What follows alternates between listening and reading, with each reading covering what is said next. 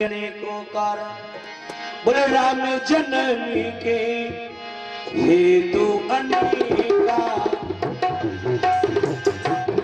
क्या बात हेतु अनेका राम जननी के हेतु अनेका बोले राम जन्म हेतु अनेका।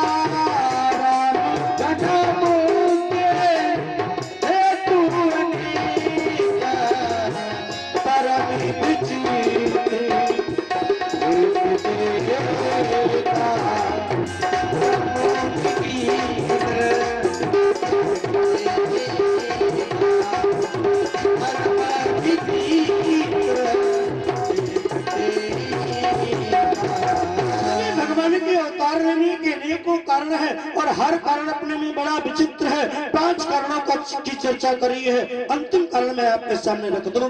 मैं श्राप की बात क्यों करूं, मैं आशीर्वाद की बात करूंगा।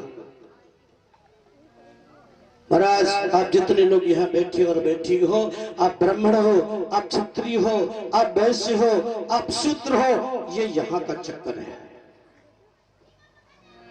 ईमानदारी से कह दो, कान खोल करके सुन लो, हम आप सब एक माँ बाप की संतान है। हम नहीं कहते। बाबा लिखते हैं स्वयं भूमन और सतरूपा जैसे भई नर सृष्टि अनुपा।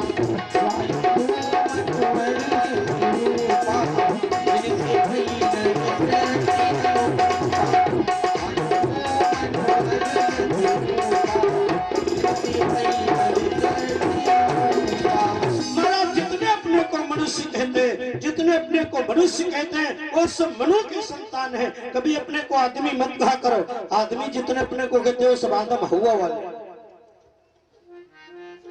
हमारा वेद कभी नहीं कहता तुम राम बनो कृष्ण बनो, नहीं बन सकते मेरे भाई। वेद कहता है, श्रुति भगवती कहती है मनुर्भव मनुर्भव, मनुष्य बनो मनुष्य बनो। और जो दुनिया की सबसे बड़ी समस्या यही है ए भैया, आज मनुष्य अपनी मनुष्यता से भटक गया है। मानवता चौराहे पर करा रही। मैं तो कभी कभी कहता हूँ मेरे भाइयों, ये कहाँ खो गई है उसे ढूंढता। मैं समझना सर जी बुढ़ापे में कैसे ढूंढने लगे। कहाँ खो गई है उसे ढूंढता। क्षमा मांग लूंगा खता ढूंढता हूँ। व्यथा बांट लेते थे आपस में मिलकर, मनुष्यों की वो मनुष्यता ढूंढता हूँ। कहाँ चला गया जो आपस में बैठ करके दुख दर्द को बांट लेते थे। आज तो आदमी आदमी की सत्यानाश पढ़ने पड़ते आज मानवता चौराहे पर करा रही। भाई साहब कथा चाहे जितनी हो रही हो, क्योंकि आज कथाओं में ढोंग ज्यादा है। कथा कोई सुनने नहीं चाहता तो कथा वाले सुनावे कहें, उन्हें भी तुमको प्रसन्न करके रुपया लेना है ना। इंजेक्शन और लगाते हैं भाई साहब, दर्द कहीं दूसरा। अरे कहीं ना कहीं कमजोरी आपकी है। सुनिए, मनु और शत्रुपा ने के द्वारा महाराज 2 पुत्र दिए, उत्तानपाद और प्रियव्रत। श्रीमद् भागवत कथा के अनुसार महाराज मनु बाबा को 3 बच्चियां हैं, बेटियां। देवहूति, अकूति, प्रसूति। लेकिन मैं मानस की चर्चा कर रहा हूं। मानस में बाबा ने एक बिटिया का वर्णन किया। बोले देवहूति पुनीता सुकुमारी।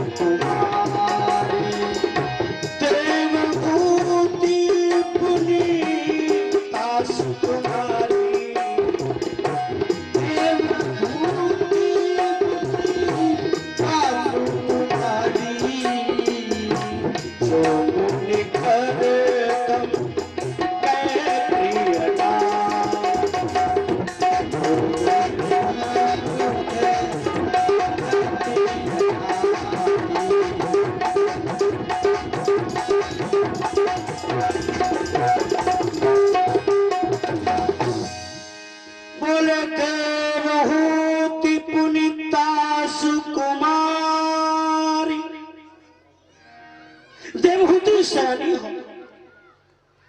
देखो भाई, चाहे कोई कितना पैसे वाला बाप हो, सब गृहस्थ बैठे हो, मैं भी गृहस्थ हूं। चाहे कोई गरीब बाप हो, लेकिन हर माँ बाप को अपने बिटिया के विवाह की चिंता होती है। और जिन बाप को अपने बिटिया के विवाह की चिंता नहीं होती, वो बाप नहीं, वो कसाई है। आप बुरा न लगेगा भी तो करोगे क्या, सच कहना होगा। हर माँ बाप को अपने बेटी के विवाह की चिंता होती है। आज महाराज मनु इतने बड़े राजा है, उनकी बेटी सयानी हो गई, ए भैया विवाह के योग्य हो गई। राजा है, राजा की बेटी है, इसलिए कोई राजा का बेटा ढूंढना चाहिए था, नहीं। आज महाराज मनु एक बहुत बढ़िया संत है, जंगल में उनकी कुटिया पर पधारे। ध्यान से सुनना, नाम है महाराज करदम। करदम ऋषि ने देखा मेरे आश्रम पर महाराज पधारे हैं। हमारे भारत की संस्कृति है अतिथि देवो भव। एक बात तुम लोग भी सुन लो,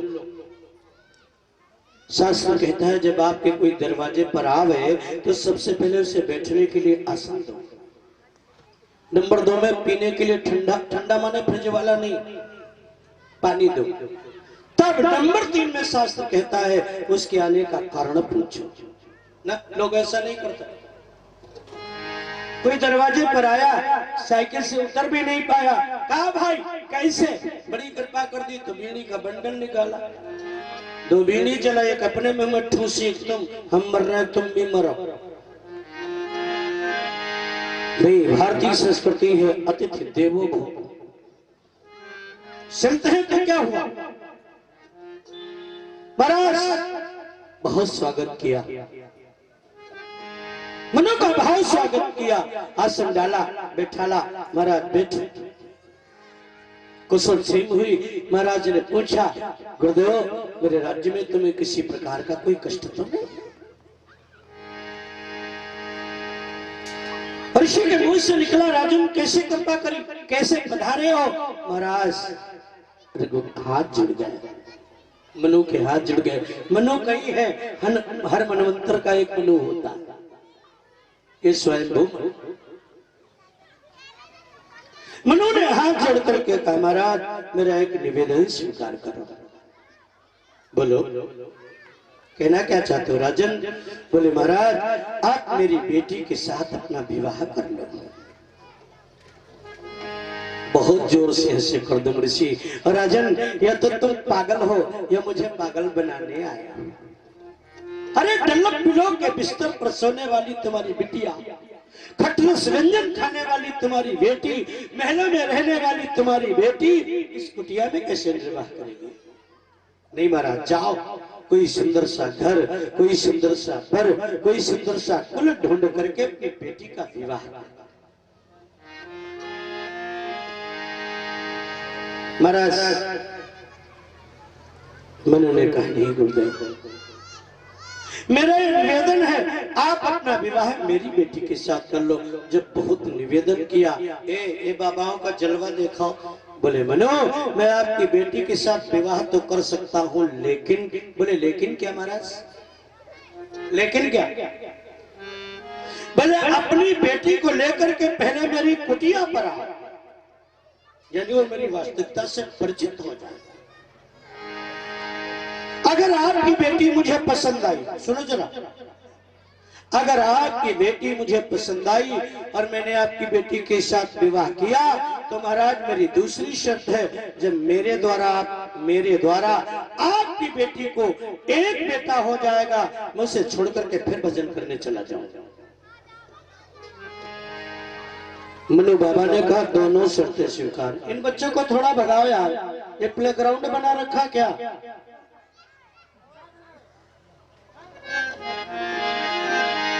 सुनो जरा, सुनो।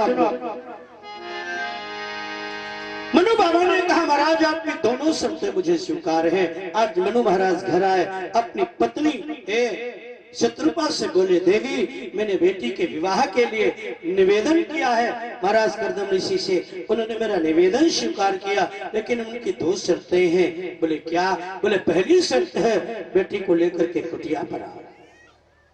बोले दूसरी शर्त क्या है? बोले दूसरी शर्त उन्होंने कहा है जब मेरे द्वारा बेटी को एक बेटा हो जाएगा वो जंगल में छोड़ करके भजन करने चले जाएंगे।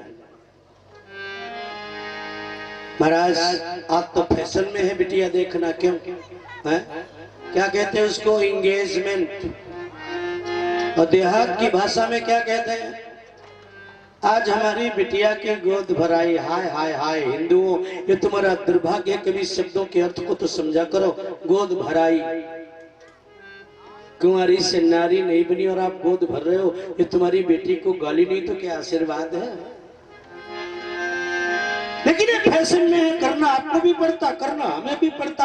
अच्छा ईमानदारी से बताओ, जितने लोग कथा में बैठे और बैठी हो सब गए होंगे, सबको जाना ही पड़ता है। भाई साहब क्या देखोगे? अगर बहू देखने जाते हो क्या देखोगे? केवल बेटिया का चेहरा? भाई बिटिया का चेहरे तो देखोगे उतनी देर में। सो तो ब्यूटी पार्लर वाले 10-20 मिनट के लिए, आधा 1.5 घंटा के लिए खूब लीप पोत करके भौहे नोच के ताड़का को हेमा मालिनी बनाई दे।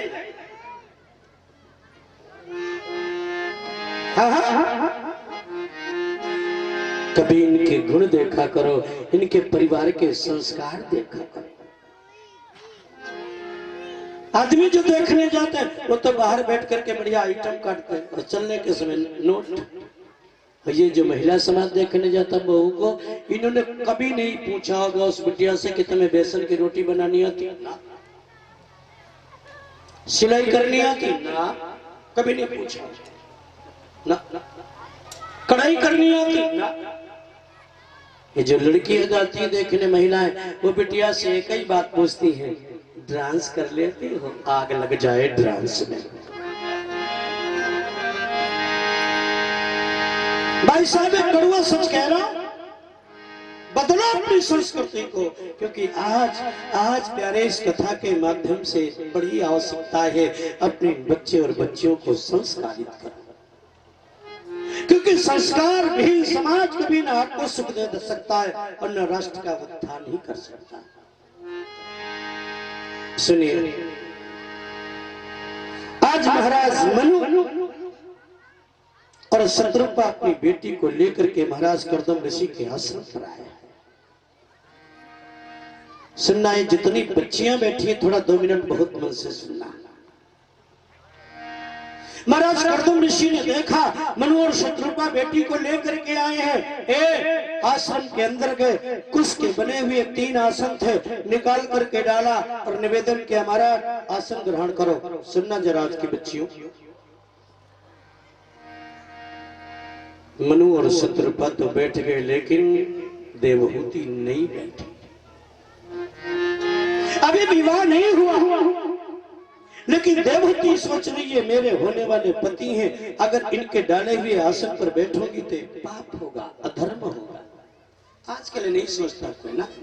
आजकल जिन घर में पति और पत्नी 2 ही हो तो पत्नी पति के थाल में कुछ ज्यादा ही परोस देती है, पति खा लेता तो उसी में बैठ जाता है, और पति को ऑर्डर मार देती है तनु है लोटिया में पानी दे दे। अरे आसन की बात करो भाई साहब, आप बिस्तरा भी बिछा दो तो लेटने में परहेज का, और फिर बिस्तरा बिछाने की समस्या ही खत्म। वो तो शादी में जब से डबल बिठाया बेचारा बिछा का बिछा ही रहेगा। कभी बिस्तरा फोल्ड हुआ हो बताओ? यही तो बीमारी की निशानी है भाई साहब। मरीज भी सुबह उठता तो अपने बिस्तरे को फोल्ड कर देता। वो गद्दा जब तक सड़ न जाए तब तक, आज तक डबल बेड से किसी ने मुंह फोल्ड किया? सुनिए, 3 आसन डाले, निवेदन किया, महाराज बैठो। मनु और शत्रुपा बैठ गए, लेकिन देवहूति खड़ी थी। कर्दम ऋषि ने कहा, देवहूति आसन ग्रहण करो। देवहूति अब असमंजस में थी। पति के डाले हुए आसन पर बैठो पाप होगा, होने वाले पति की आज्ञा का पालन न करूं पाप होगा, क्या करूं? ये थोड़ी आवाज का वैल्यूम बढ़ा और कर्दम ऋषि ने थोड़ी आवाज तेज करके कहा, देवहूति आसन ग्रहण करो। देवहूति ने मन में सोचा, बाबा मैं भी तुम्हें दिखा दूंगी, मेरे माँ बाप ने मुझे संस्कार दिए। बस अपना दाहिना हाथ बढ़ाया, दाहिना हाथ बढ़ा करके आसन के ऊपर रखा और जमीन में बैठ गई। यानी आज्ञा का पालन भी हो गया और आसन पर भी नहीं। कर्दम ऋषि ने देखा, आंखें फटी की फटी रह गई। वाह, इतने सुंदर संस्कार इस बिटिया के, वास्तव में मेरी पत्नी बनने के लायक। बिटिया पास हो गई। अब जरा इसके माँ बाप की तो परीक्षा ले लो। कुटिया में जो भी कंदमूल फल रखे थे लेकर के आए। लो महाराज, ये मेरा आतिथ्य स्वीकार करो। मनु शत्रुपा ने हाथ जोड़ दिए, नहीं महाराज, मैं आपका आतिथ्य स्वीकार नहीं कर सकता। यह यद्यपि सब कहना बेईमानी है आज, लेकिन कहूंगा जरूर, इसीलिए मंच पर बैठा ला गया। महाराज, आज का बाप कहता है बेटी के घर में न खाए, बेटे के घर में न खाए। कहाँ खाए? हमने कहा तुम जहन्नुम चले जाओ, 2 दिन बिटिया के घर में खा के मोटे हो जाओगे। अरे पहले जिस गांव की बिटिया जिस गांव में ब्याही होती थी, इन बुढ़े लोगों से पूछेगा, उस गांव के कुएं का पानी नहीं जी। और आज दुर्भाग्य इस हिंदुस्तान का, हजारों बाप अपने बच्चियों की कमाई खा रहे हैं, कमाई खा रहे हैं। ये नर्क में रिजर्वेशन है। मैं आपसे निवेदन करना चाहूंगा, आप गृहस्थ हैं, आपके जीवन में ऐसा समय आ सकता है जब कभी किसी की आवश्यकता पड़े, अपने पड़ोसी से ले लेना, अपने मित्रों से ले लेना। लेकिन मेरे भाइयों, मेरी बहनों, आपसे निवेदन करूं, इतना जरूर प्रयास करना कहीं बेटी का एक भी पैसा अपने जीवन में न लगने पाए, वरना तुम्हें नर्कगामी से बचा नहीं सकता। कुछ लोग कहते हैं, अरे यार बेटी के घर में खा लिया, पैसा दे देंगे। बेटी का घर माने होटल? नहीं नहीं महाराज, मैं आपका आतिथ्य स्वीकार नहीं कर सकता हूं, क्योंकि हम बेटी वाले हैं और भारत के बाप का ये कर्तव्य बनता है, वो अपने बिटिया के घर में जल भी नहीं पीता।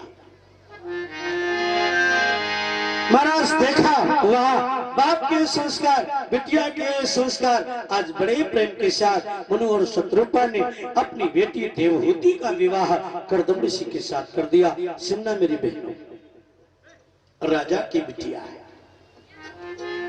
आजकल जो ज्यादा थोड़ा दहेज लेकर के बिटिया आ जाए, उस बहू की हमेशा नाकें चढ़ी रहती है। इतना दहेज लेकर के आई है बाबा की कुटिया में। इधर देखो, मेरी तरफ ध्यान से सुनो। इतना बड़ा दहेज लेकर के आई है, लेकिन जब बाबा की कुटिया में आई, राजसी पोशाक उतार दी, भगवा रंग के मोटे कपड़े पहन लिए, और आज देवहूति जो राजा की बिटिया है कुटिया में आई, करती क्या है ये तुम्हें भी करना चाहिए। क्या करती है? अब जरा सुनो, मिलान करो, तुम करती हो कि नहीं? अगर नहीं करती हो तो आज से करना शुरू करो। बोले पति के अति पूर्ण, अरे पदाम भुजों को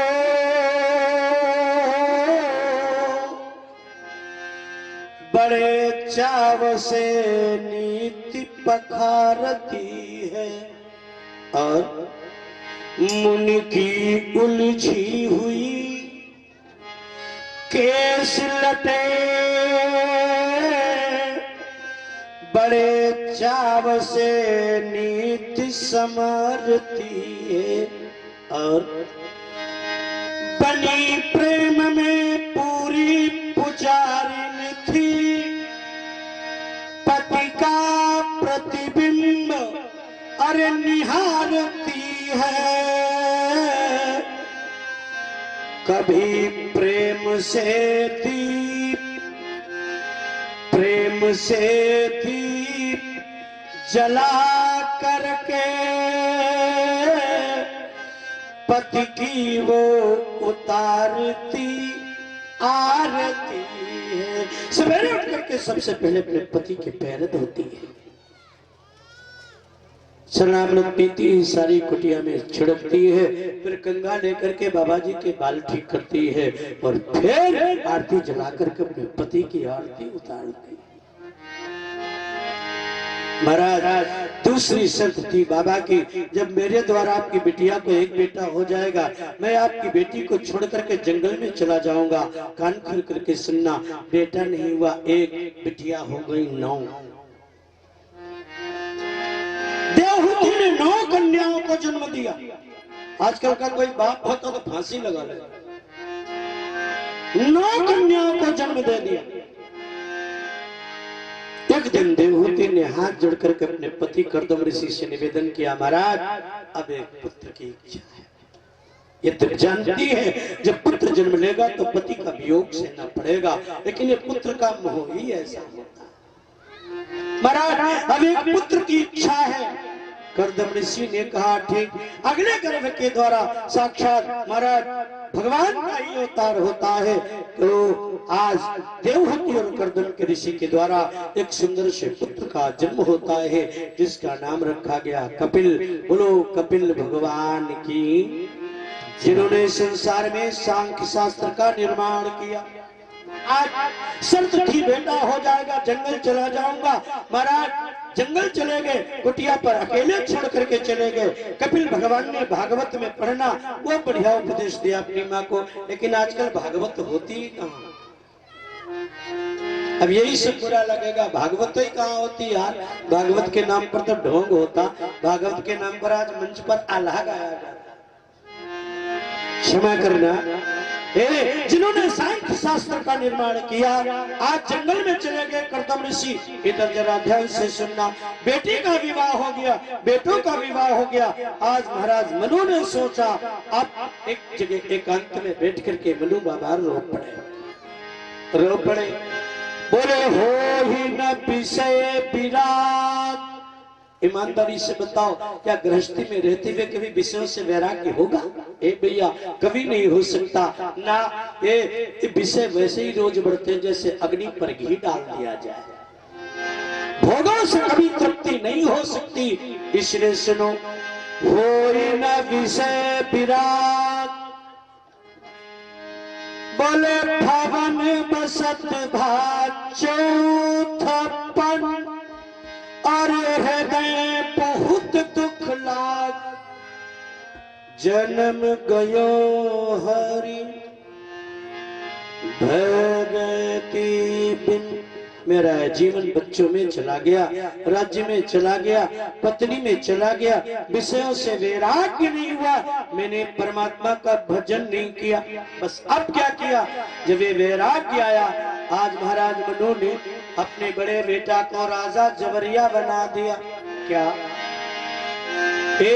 आज महाराज मनु ने क्या किया, अपने बड़े पुत्र को जबरदस्ती राजा बना दिया। बोले पर बसीरा जिस तही नपदीना, राम सिया